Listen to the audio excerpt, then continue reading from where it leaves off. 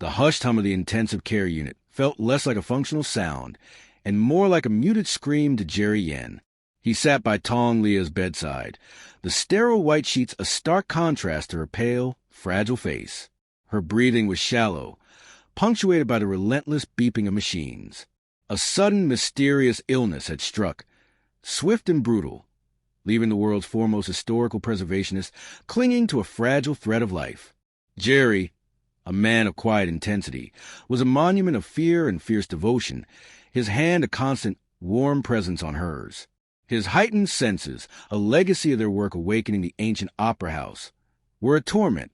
The usual hum of the hospital, a low thrum of collective anxiety and suffering, was now amplified, crashing against him in discordant waves. He could feel the nurses' quiet fatigue, the doctor's suppressed concern, the desperate hope of families in distant waiting rooms. But all of it was secondary to the overwhelming presence emanating from Liya. The first mind-blowing scene erupted not visually, but sensually. Liya stirred, a low moan escaping her lips. For Jerry, the sound wasn't just audible. It exploded into a blinding, searing kaleidoscope of fractured light within his mind. He saw her pain not as an abstract concept, but as jagged shards of brilliant red and agonizing orange, piercing through a pervasive fog of disorientation. He tasted the metallic tang of her fever, felt the burning fire in her veins as if it were his own. The sterile air in the room, usually scentless, became thick with the bitter aroma of suffering and the acrid tang of her body's failing defenses. Her every tremor, every shallow breath, reverberated through him, not as a sympathetic ache, but as a direct, agonizing transmission of her experience. He was immersed in her pain, a terrifying, mind-blowing descent into the heart of her suffering.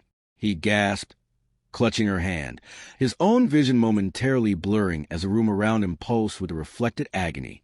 The heart monitor, its rhythmic beep usually so reassuring, momentarily flickered, its green line warping into a chaotic, jagged peak, mirroring the invisible maelstrom consuming them both. "Liya," Jerry choked out, his voice raw, his eyes squeezed shut against the overwhelming sensory assault. He was helpless, tethered to her suffering, yet unable to directly intervene.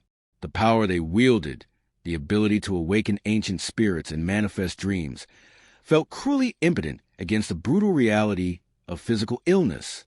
Then, through the haze of agony, a different kind of sensation began to filter through. It was faint at first, a delicate, almost musical hum, weaving its way through the cacophony of pain. It was Tong Liya's resilient spirit, fighting back.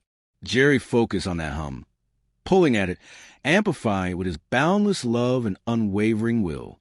As he concentrated, the sterile hospital room began to subtly, miraculously transform.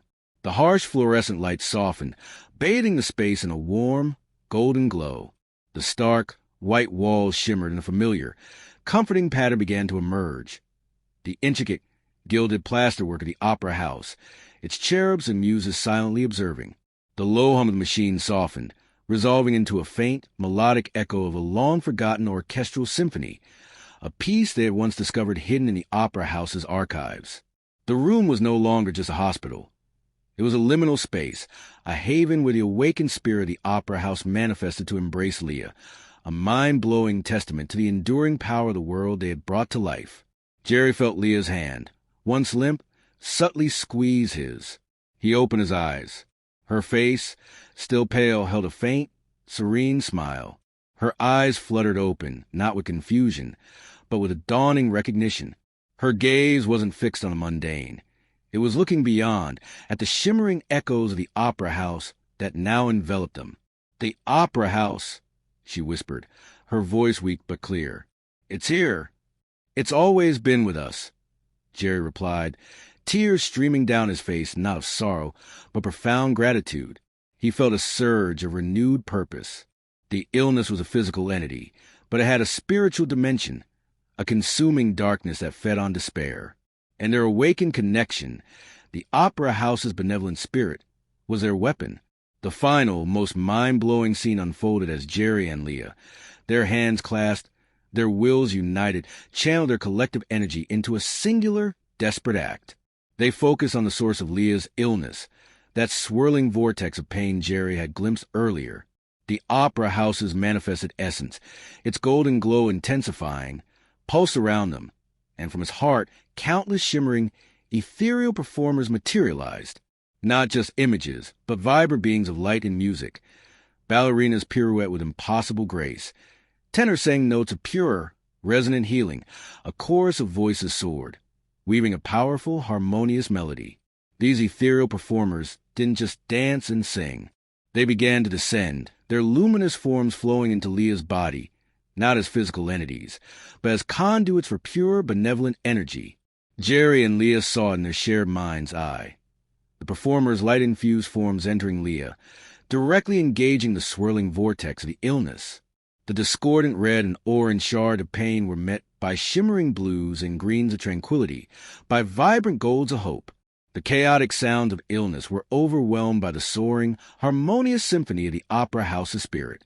The illness, a dark, malevolent shadow, recoiled, shrieked a silent, guttural cry of defeat, and then, bombarded by an overwhelming force of art and love, dissolved into a million shimmering motes of light that scattered into the ethereal air, utterly annihilated. The light receded. The opera house's echoes faded, leaving the room once more sterile, yet imbued with profound sense of peace. The machines hummed a steady, reassuring rhythm. The doctors, who had rushed in again after the sudden, miraculous stabilization of Liya's vitals, stared at the monitors in utter disbelief. Her fever had broken. Her breathing was strong. The mysterious illness was gone, leaving no trace. Tong Liya looked at Jerry Yen, her eyes clear and bright, filled with a love that transcended the physical. She was weak, but whole. Her hand, now strong, squeezed his back. They had not just survived a medical crisis. They had transcended it, using their unique bond to battle an unseen enemy, bringing the very soul of art to heal a body. The hospital was just a building, but within its walls a profound, mind-blowing miracle had unfolded, a testament to a love that could bring the past to life and reshape the future. The doctors stood in the middle of the intensive care unit, their faces pale with a shared, professional bewilderment. They had run the test twice, then 3 times. The blood work was immaculate. The scans came back clear, and every vital sign was strong. The mysterious illness that had almost taken Tong Liya's life was gone, leaving no trace. They had witnessed a medical miracle. Jerry Yen, however, knew it was far more than that. It was a living proof that their love, anchored by the soul of the awakened opera house, was a force that could defy the laws of science and transcend the boundaries of the physical world. The first mind-blowing consequence of their act of healing began to ripple through the hospital itself. The benign essence of the opera house, carried on a wave of their love, had settled into the very air. Patients on other floors, with no knowledge of the events that had transpired, began to report a wave of inexplicable peace. Faint, melodic strains of orchestral music, unheard by the staff, seemed to float through the halls, calming the anxious and soothing the pained. Long-term patients, their bodies ravaged by illness, began to show accelerated recoveries that baffled their doctors. The sterile hospital, a monument to human frailty, was being subtly transformed into a conduit for healing energy, a living testament to the power they had unleashed. Back in the now tranquil room, Jerry and Liya realized their unique abilities had been fundamentally altered. The crisis had refined their senses, sharpened their perceptions. Jerry, his echoes now a constant, clear stream, could not just feel the emotions of others. He could see the soul scars of past traumas as faint, shimmering shadows on their auras. He could see the physical fractures of a sick body as jagged lines of discordant light. Tong Liya, her empathy now a precise, powerful tool, could not just feel the essence of a place. She could feel the emotional core of a person, a single note of their truest self. They had become something new, something more. They were spiritual doctors, able to diagnose and heal on a profound, mind-blowing level. Their first deliberate act of healing came a few weeks later, after Tong Liya was discharged. They were approached by a family whose young daughter had been born with rare, devastating illness, a darkness that was slowly consuming her from inside. Science had no cure. Hope was a distant memory. Jerry and Liya knew where they had to go. They brought the child to the opera house, a place that was no longer just a building, but their spiritual home, a sacred space humming with a benevolent, constant energy. The air thrummed with the vibrant, luminous echoes of performers they had brought back to life. They led the child onto the stage, the very same spot where they had defeated the illness that had almost taken Liya. The child's sickness, in this sacred space, became a mind-blowing, tangible manifestation. A dark, twisted tree of shadow, its gnarled branches constricting the air, its roots burrowing into the stage, a powerful visual representation of consuming darkness within her. Jerry and Liya took a place on either side of the child, their hands clasped over hers. They closed their eyes and channeled their combined love.